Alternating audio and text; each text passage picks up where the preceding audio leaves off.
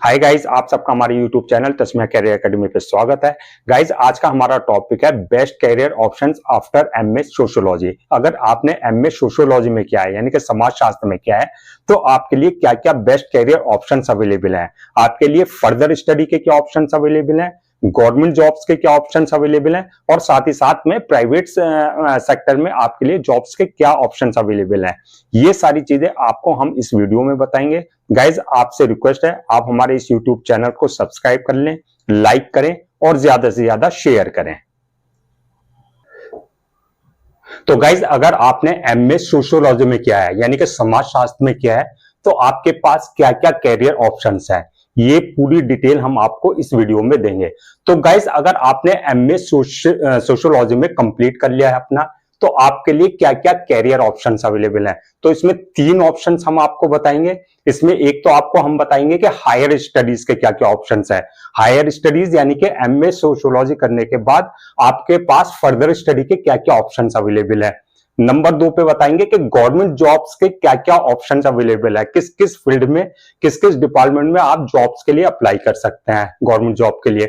Number 3 पर बताएंगे हम कि प्राइवेट सेक्टर में आपके लिए क्या क्या स्कोप है, क्या क्या कहां कहां आप जॉब कर सकते हैं। तो ये तीनों चीजें हम इस वीडियो में कवर करेंगे। गाइज, आपसे रिक्वेस्ट है वीडियो पूरा देखें और ध्यान से देखें। तो गाइज, आइए चलते हैं नंबर 1 पर बात करते हैं। पहले अगर आपने एमए सोशियोलॉजी में किया है, समाज शास्त्र में किया है, तो आपके पास सबसे पहला ऑप्शन है हायर स्टडीज का। हायर स्टडीज का यानी कि आप फर्दर स्टडी कर सकते हैं। उसमें क्या क्या ऑप्शन है आपके पास, या तो आप नेट जो आपका होता है और एक जेआरएफ होता है। नेट यानी कि नेशनल एलिजिबिलिटी टेस्ट और जेआरएफ जूनियर रिसर्च फेलोशिप, ये एग्जाम निकाल करके आप रिसर्च लेवल में भी आ सकते हैं, रिसर्च फील्ड में आ सकते हैं। नेट या जेआरएफ का अगर आपने एग्जाम क्वालिफाई कर लिया है तो वहां पर आप जो है रिसर्च फील्ड में आकर के और ये वहां से एमफिल या पीएचडी कोर्स के लिए आपके लिए रास्ते खुल जाते हैं। तो आप एमफिल और पीएचडी कर सकते हैं और ये कोर्स करने के बाद आपको किसी भी यूनिवर्सिटी में या कॉलेज में, डिग्री कॉलेज में, वहां पर आपको आराम से एज ए लेक्चरर या असिस्टेंट प्रोफेसर की जॉब मिल जाएगी। तो गाइस, एक तो यह है आपका एकेडमिक फील्ड में। अगर आपको एकेडमिक लाइन में जाना है तो आपके लिए एमफिल और पीएचडी नेट और जेआरएफ के थ्रू आप इसमें फील्ड में जा सकते हैं। दूसरा है, अगर आपको एकेडमिक लाइन में नहीं जाना है, आपको जो है टीचिंग का शौक नहीं है, तो आपके लिए अदर्स कोर्सेज भी अवेलेबल है मार्केट में जो आप कर सकते हैं। नंबर 1 है जैसे आप एमबीए, अगर आपने एमए किया है सोशियोलॉजी में तो आप एमबीए कर सकते हैं। मास्टर ऑफ बिजनेस एडमिनिस्ट्रेशन, अलग अलग फील्ड में स्पेशलाइजेशन ले सकते हैं। मार्केटिंग है, फाइनेंस है, आपका प्रोडक्शन है, ह्यूमन रिसोर्सेज है, उसमें किसी भी एक फील्ड में आप एमबीए स्पेशलाइजेशन लेकर के उस फील्ड में जा सकते हैं। दूसरा, आप जर्नलिज्म एंड मास कम्युनिकेशन का कोर्स कर सकते हैं। वहां से कोर्स करने के बाद जो है आप जो आपका मीडिया है, प्रिंट मीडिया है, आपका इलेक्ट्रॉनिक्स मीडिया है, तो उस फील्ड में आप जा सकते हैं। तीसरा आपका है, अगर आपको हॉस्पिटैलिटी फील्ड में जाना है यानी कि जो होटल मैनेजमेंट की फील्ड है, तो आप वहां पर होटल मैनेजमेंट का कोर्स करके भी आप उस फील्ड में जा सकते हैं। और इसके अलावा आपको इवेंट मैनेजमेंट में जाना है तो आप इवेंट का कोर्स कर लीजिए कोई, या फिर फैशन इंडस्ट्री में जाना है तो आपका कोई आप 1 साल का या 6 महीने का कोई फैशन इंडस्ट्री का डिप्लोमा करके उस फील्ड में भी आप जा सकते हैं। तो गाइज, आपके पास ऑप्शंस हैं कि आप इन फील्ड में जा सकते हैं, या फिर आपको स्कूलिंग लेवल पे जैसे आपके 10th और 12th लेवल के स्कूल्स होते हैं जहां स्टूडेंट्स पढ़ते हैं 12th क्लास तक के, तो उसमें आप ये कर सकते हैं। अगर आपने एमए सोशियोलॉजी में कर लिया है तो आप वहां से किसी कॉलेज से या इंस्टीट्यूट से या यूनिवर्सिटी से आप बीएड कर सकते हैं। बीएड करने के बाद जो है आप किसी भी स्कूल में 10th के स्टूडेंट्स को या 12th के स्टूडेंट्स के 12th स्टूडेंट्स को जो है आप एज ए टीचर लग सकते हैं किसी भी स्कूल में, और as a social science as a sociology teaching teacher आप बन सकते हैं। इसके अलावा आपके पास ऑप्शन है एलएलबी का। अगर आपको एडवोकेसी लाइन में जाना है या लीगल फील्ड में जाना है तो आप लॉ कर सकते हैं। लॉ करने के बाद जो आप लीगल फील्ड में जा सकते हैं। तो गाइज ये थे ऑप्शंस आपके पास एकेडमिक के और प्रोफेशनल कोर्सेज के, अगर आपको जाना है। और अब बात आती है, अगर आपने मास्टरी कोर्स कर लिया है लेकिन आपका इंटरेस्ट है सिर्फ गवर्नमेंट जॉब में जाने के लिए, तो गाइज मैं आपको बताता हूं गवर्नमेंट जॉब में जाने के लिए क्या प्रोसेस होता है। एक मैं 2 लाइन में आपको ये भी बता देता हूं, कोई भी गवर्नमेंट जॉब है, चाहे वो आपका ऑफिसर्स अधिकारी लेवल की है या आपका मीडियम बी कैटेगरी की है, मीडियम लेवल की जॉब है, या आपका सी कैटेगरी की या नीचे की गवर्नमेंट जॉब है नीचे के लेवल की, तो उसमें गाइज आपका जो प्रोसेस होता है गवर्नमेंट जॉब पाने का, वो है आपका सबसे नंबर 1 पे होता है रिटर्न। वो डिपेंड करता है आपकी किस पोस्ट के लिए आप अप्लाई कर रहे हैं और या फिर किस डिपार्टमेंट के लिए आप अप्लाई कर रहे हैं, ये आपका वरी करता है exam to exam, government exam to exam. तो आपका जो मोस्टली जो प्रोसेस होता है वो ये होता है कि एक आपका रिटर्न एग्जाम कंडक्ट कराती है कंसर्न डिपार्टमेंट, रिटर्न क्वालिफाई कर लिया आपने, उसके बाद जो है कुछ जॉब्स ऐसी होती है गवर्नमेंट जॉब जिसमें जीडी भी होता है, जो ग्रुप डिस्कशन होता है। जीडी के बाद जो है आपका आता है पर्सनल इंटरव्यू। पर्सनल इंटरव्यू तो ये तीनों प्रोसेस होता है आपका। नंबर 1 पे हो गया रिटर्न, जीडी ग्रुप डिस्कशन या फिर पर्सनल इंटरव्यू। और अगर आप किसी पुलिस लाइन में जा रहे हैं या फिर आप किसी पैरामिलिट्री फोर्स में जा रहे हैं तो, या फिर आर्मी या एयरफोर्स में डिफेंस सर्विसेज में जा रहे हैं तो गाइज वहां पर क्या होता है कि इन एग्जाम्स के अलावा, इन टेस्ट के अलावा जो है 2 टेस्ट और कंडक्ट कराए जाते हैं। वहां पर एक फिजिकल टेस्ट होता है आपका, जो उनका स्टैंडर्ड उसको आपको क्राइटेरिया को फुलफिल करना होगा। दूसरा होता है आपका मेडिकल एग्जाम। तो ये सारी चीजें जो हैं इन सब स्टेजेस से गुजर के आपको तब जाकर के गवर्नमेंट जॉब मिलती है। अब बात आती है कि गवर्नमेंट जॉब्स कौन कौन सी फील्ड में आप अप्लाई कर सकते हैं, कौन कौन से एग्जाम्स के प्रिपरेशन कर सकते हैं, वो हम आपको बताते हैं। गाइज नंबर 1 पर आता है आपका यूपीएससी। आपने देखा होगा यूपीएससी, आपको पता ही होगा आपका हर एरिया में, जिस एरिया में आप रहते हैं वहां पर आईएएस ऑफिसर, आईपीएस ऑफिसर और आईएफएस ऑफिसर आपके हर एरिया में मिलेंगे। तो ये सब यूपीएससी के थ्रू बनता है, यूनियन पब्लिक सर्विस कमीशन। तो आप सिविल सर्विसेज की भी प्रिपरेशन कर सकते हैं, यानी कि यूपीएससी की प्रिपरेशन कर सकते हैं अगर आपने एमएस सोशियोलॉजी में किया है। क्योंकि सोशियोलॉजी एक जो सिविल सर्विसेज वाले जो स्टूडेंट्स होता है, जो प्रिपरेशन कर रहे हैं, उनका सोशियोलॉजी एक बहुत ही प्रायोरिटी बेसिस पे रख करके वो जो है इस सब्जेक्ट को अपनी प्रिपरेशन करते हैं, क्योंकि उनको प्रीलिम और मेंस में जो है सब्जेक्ट सेलेक्ट करने होते हैं। तो वो सोशियोलॉजी, बहुत सारे स्टूडेंट जो है सोशियोलॉजी अपना सब्जेक्ट से रखते हैं। उसका रीजन यह, एक तो ये बहुत इंटरेस्टिंग सब्जेक्ट है, दूसरा सोशल इश्यू से रिलेटेड है। तो इसमें सोशियोलॉजी में क्योंकि ज्यादातर जो कवर किया जाता है, पढ़ाया जो जाता है, वो सोशल से ही रिलेटेड पढ़ाया जाता है आपका।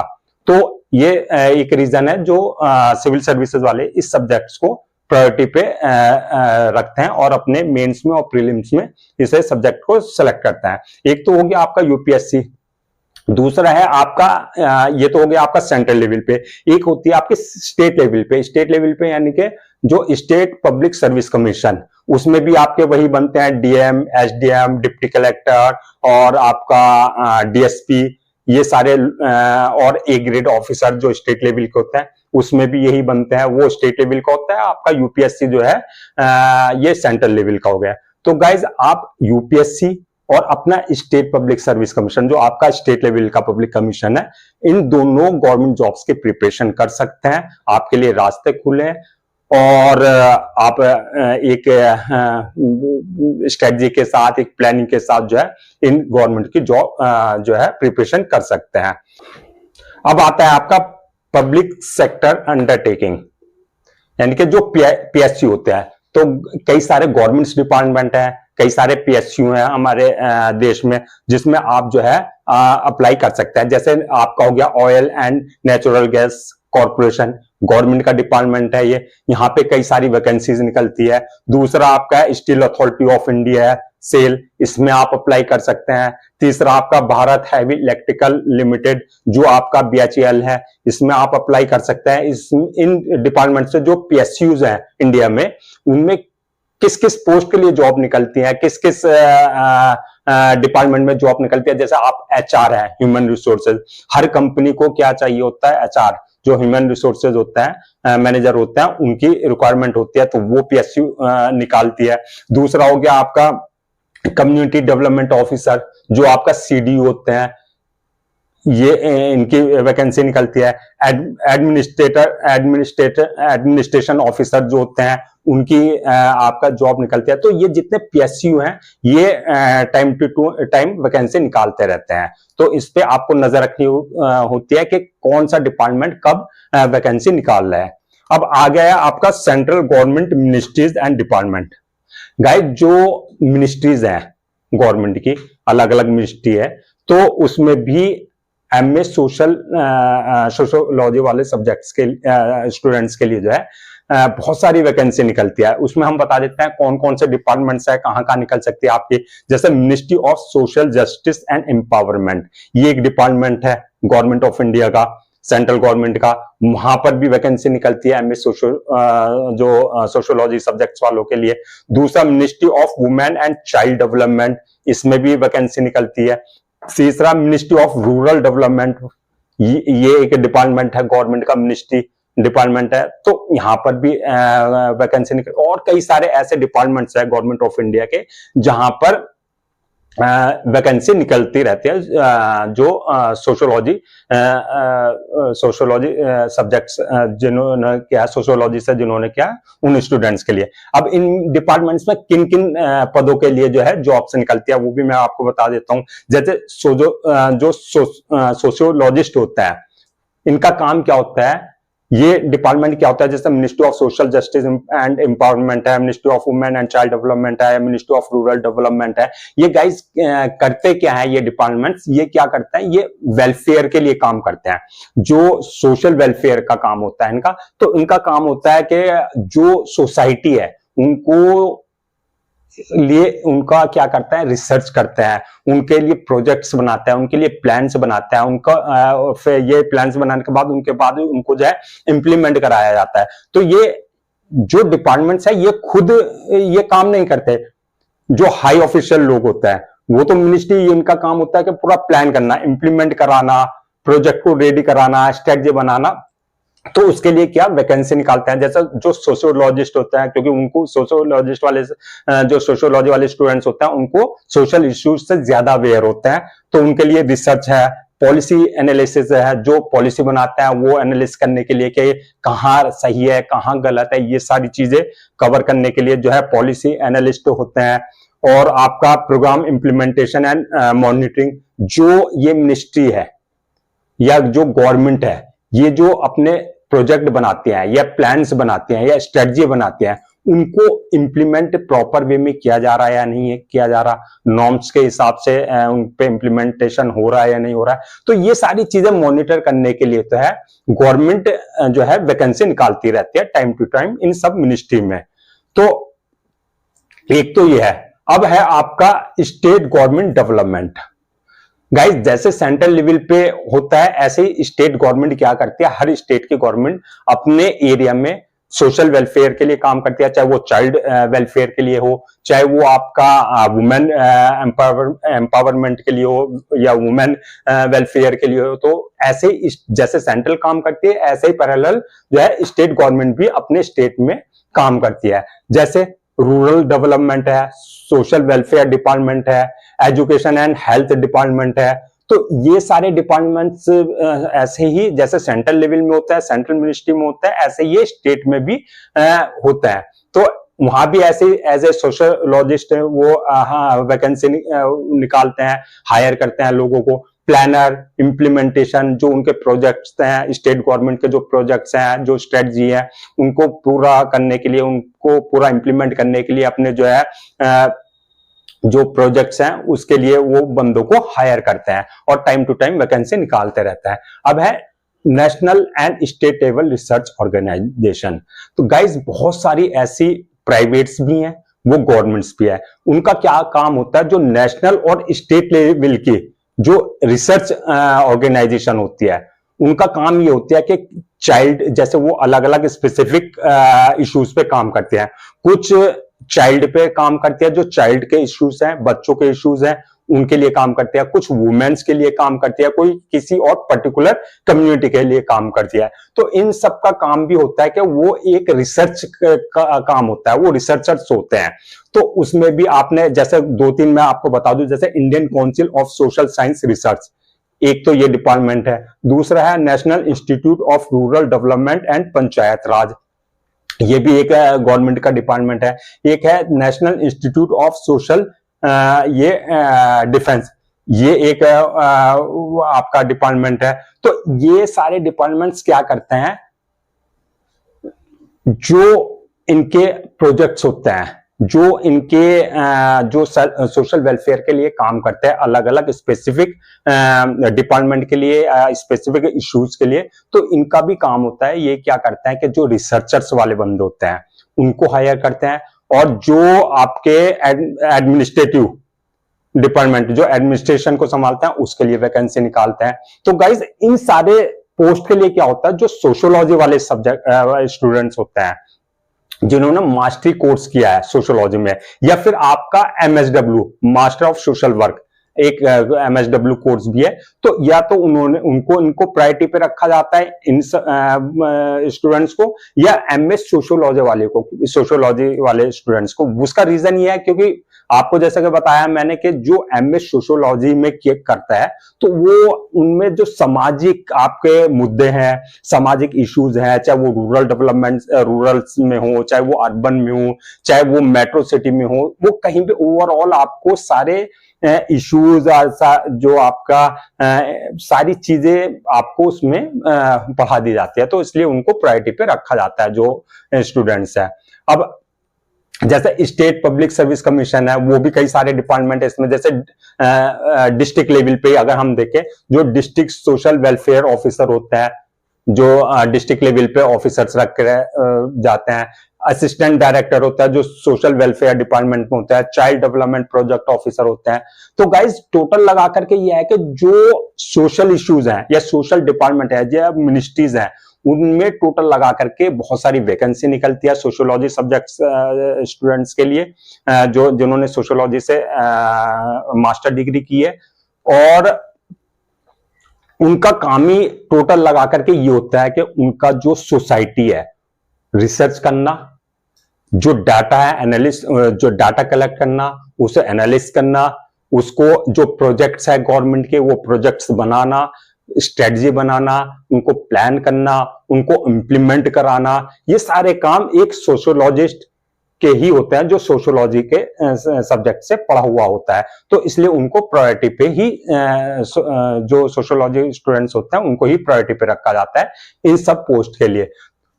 तो गाइज ये थे पर्टिकुलर कुछ डिपार्टमेंट्स जो MA सोशियोलॉजी, जिन्होंने सोशियोलॉजी से जो है मास्टरी कोर्स किया, तो उनको इन सब डिपार्टमेंट्स में ट्राई करना चाहिए। और बहुत ही अच्छा स्कोप है, बहुत ही मतलब आपका इसमें ग्रोथ भी है, और सैलरी वगैरह भी अच्छी होती है। आप डायरेक्ट एक मिनिस्ट्री से जुड़े होते हैं, पर्टिकुलर मिनिस्ट्री से जुड़े होते हैं।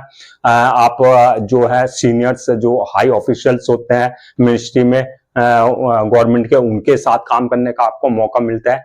तो आप इन सब पे वो जो है ट्राई कर सकते हैं। और दूसरा, आपको इसके अलावा अगर आपका नहीं होता है तो और भी कई सारे गवर्नमेंट के कॉम्पिटिटिव एग्जाम्स है, जैसे SSC है आपका, स्टाफ सिलेक्शन कमीशन, तो उसमें भी आप ट्राई कर सकते हैं। जैसे उसमें सब इंस्पेक्टर SI के लिए आप अप्लाई कर सकते हैं। स्टेट पुलिस है, वहां सब इंस्पेक्टर दरोगा की पोस्ट निकलती है, उसके लिए आप एग्जाम्स की प्रिपरेशन कर सकते हैं। आप CBI है, CID है, या SSC का जो एक CGL एग्जाम होता है आपका, असिस्टेंट सेक्शन ऑफिसर का कंबाइंड ग्रेजुएट लेवल का एग्जाम होता है SSC का, बहुत डिमांडिंग है। वो भी एक जो है अधिकारी लाइन है, तो उसके लिए आप प्रिपरेशन कर सकते हैं SSC के। और डिफेंस सर्विसेज के लिए आप प्रिपरेशन कर सकते हैं। जो डिफेंस हमारी वो सर्विसेज है, आर्मी है, उसमें CDS है, कंबाइंड डिफेंस सर्विसेज में आप प्रिपरेशन कर करके वो एग्जाम क्लियर करके, उसका इंटरव्यू क्लियर करके जो है आप ट्रेनिंग के बाद जो है लेफ्टिनेंट की पोस्ट आपको मिल जाती है। इसके अलावा आपका स्टेट पुलिस है एंड पैरामिलिट्री फोर्स है, आपका सीआरपीएफ हुआ, सेंट्रल रिजर्व पुलिस फोर्स हुआ, CISF central industrial security force हुआ, आपका आईटीबीपी हुआ, आपका बीएसएफ हुआ, बॉर्डर सिक्योरिटी फोर्स हुआ। इन सब गवर्नमेंट डिपार्टमेंट्स में जो है आप इन सब उसमें जो है वैकेंसी निकलती रहती है, यहाँ पर आप ट्राई कर सकते हैं। इसके अलावा आपका रेलवे हुआ, रेलवे में आप ट्राई कर सकते हैं, रेलवे में वैकेंसी निकलती रहती है।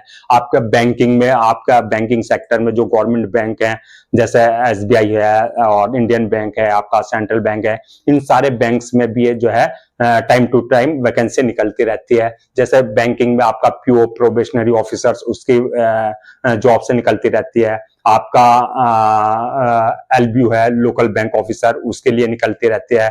आपका ईएसओ है, असिस्टेंट सेक्शन ऑफिसर बैंक्स में, उनके लिए वैकेंसी निकलती रहती है।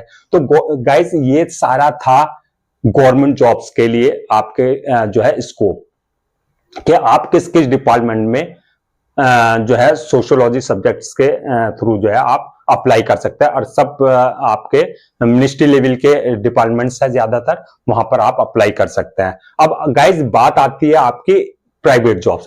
गाइस कंपटीशन का जमाना है, ये हर किसी का, तो क्योंकि वैकेंसीज लिमिटेड होती है और लाखों में एप्लीकेंट होते हैं, तो आपके लिए ऐसा नहीं है कि अगर आपके लिए गवर्नमेंट जॉब नहीं है, नहीं लग पाई, तो आपके लिए स्कोप खत्म हो गया, या आपके लिए लाइन ही खत्म होगा, या आपका कैरियर ही खत्म हो गया। नो, इसमें प्राइवेट सेक्टर में भी आपके लिए बहुत अच्छे ऑप्शंस अवेलेबल हैं। आप प्राइवेट जॉब भी में भी अप्लाई कर सकते हैं, उसमें ग्रोथ भी अच्छी है, आपका स्केल भी अच्छा मिल जाता है, सैलरी वगैरह आपको अच्छी मिल जाती है, और आपको एक अच्छा इन्वायरमेंट है, जो एमएनसी मल्टीनेशनल कंपनी का इन्वायरमेंट होता है वो भी आपको मिल जाता है। तो प्राइवेट सेक्टर में जैसे एमएनसीज है या एनजीओ है, वो हायर करती है जो सोशियोलॉजिस्ट है या सोशियोलॉजी वाले जो स्टूडेंट्स हैं जिन्होंने मास्टर कोर्स किया है, एमएनसी जो मल्टीनेशनल कंपनी एनजीओ वगैरह ये सब हायर करती हैं।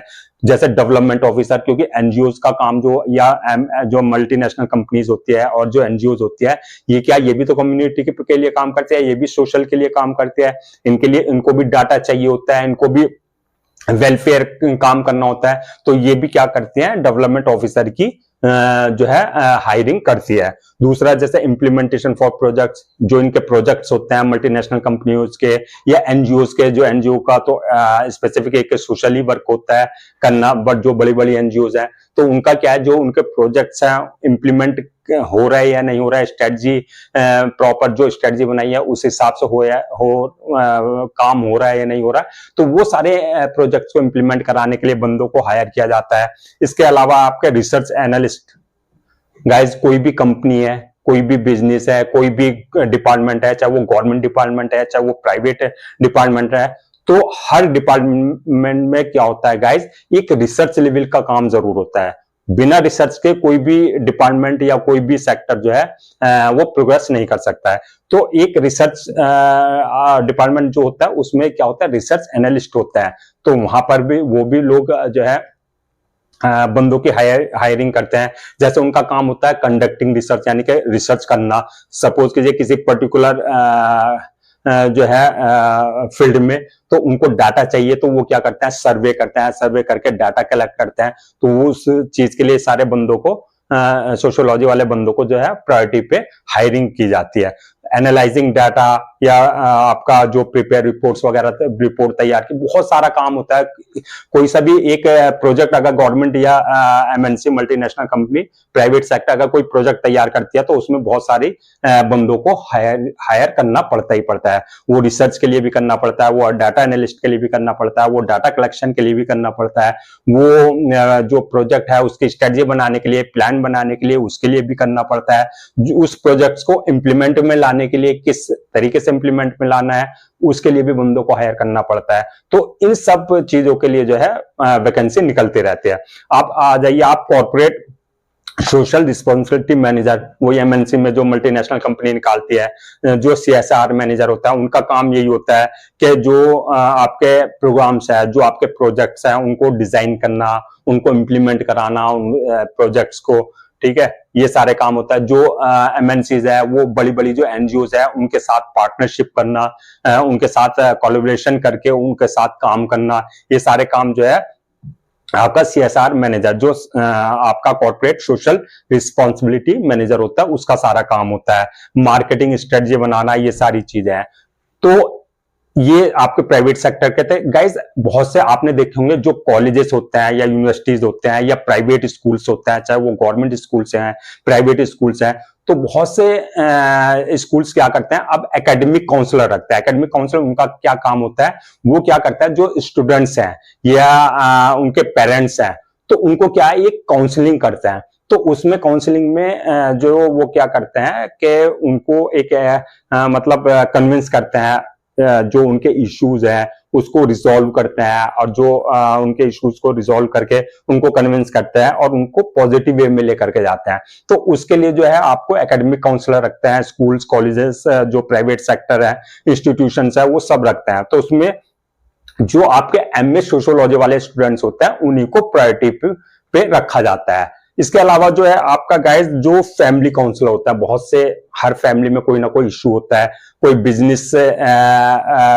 की वजह से टेंशन में रहता है, कोई फैमिली के अपना फैमिली इश्यूज होते हैं उसको लेकर के टेंशन में है, कोई अपनी हर इंसान के साथ, हर फैमिली के साथ कोई ना कोई इश्यू लगा होता है। तो बहुत से एक ट्रेंड ये है कि अब जो फैमिली काउंसलर है वो हायर करते हैं। तो गाइस इन सब के लिए जो है कि किनको रखा जाता है, जो सोशियोलॉजिस्ट होते हैं, जो सोशियोलॉजी वाले स्टूडेंट्स होते हैं, जिन्होंने मास्टरी कोर्स किया है या रिसर्च की है इस पर्टिकुलर सब्जेक्ट पे, तो उन सब के लिए जो है, इन सब चीजों के लिए हायरिंग करके इन सारे स्टूडेंट्स को रखा जाता है। तो गाइज हमने आपको बता दिया। अच्छा गाइज, हम आपको बताते हैं जो गवर्नमेंट जॉब्स हैं उसको आपको कैसे पता चलेगा, कौन इंटीमेट करेगा, आपको कैसे पता चलेगा कि गवर्नमेंट जॉब निकली या नहीं निकली, यूपीएससी कब निकालती है, एसएससी कब निकालती है, डिफेंस सर्विसेज, रेलवे, बैंकिंग कब निकलती है। तो गाइज उसके लिए सबसे अच्छा तरीका है जो आपका पेपर है, उसे आप रोज पढ़िए। जाहिर सी बात, अगर आप गवर्नमेंट एग्जाम्स की प्रिपरेशन कर रहे हैं तो आपको अपडेट रहने के लिए, करंट अफेयर्स से अपडेट रहने के लिए न्यूज़पेपर पढ़ना पड़ेगा, तो उसमें आपका एडवर्टाइजमेंट आता है। दूसरा आपका है जो है मैगजीन्स हैं, मैगजीन्स में आपको एडवर्टाइजमेंट मिल जाएंगे। तीसरा इनकी जो वेबसाइट होती है, पोर्टल होता है इनका गवर्नमेंट डिपार्टमेंट का, तो उस पर आप जाकर के विजिट कर सकते हैं, वहां आपको वैकेंसी का पता चलता रहेगा। या फिर जो आपकी जो स्टेशनरी है, आपके जिस एरिया में रहते हैं वहां पे स्टेशनरी होगी, जहां पे स्कूल कॉलेजेस बुक्स वगैरह मिलती है स्कूल और कॉलेजेस के आसपास, तो वहां पर बहुत से स्टेशनरी वाले क्या करते हैं, फॉर्म मंगाते हैं गवर्नमेंट जॉब के। तो वहां जाकर के आप विजिट करके वहां पे टाइम पे पता कर सकते हैं कौन सा फॉर्म कब निकला हुआ है। तो गाइज ये था पूरा एक ओवरऑल एमए सोशियोलॉजी वाले सब्जेक्ट्स स्टूडेंट्स के लिए कि वो किस किस फील्ड में अपना कैरियर बना सकते हैं। तो ये सारी चीजें हैं।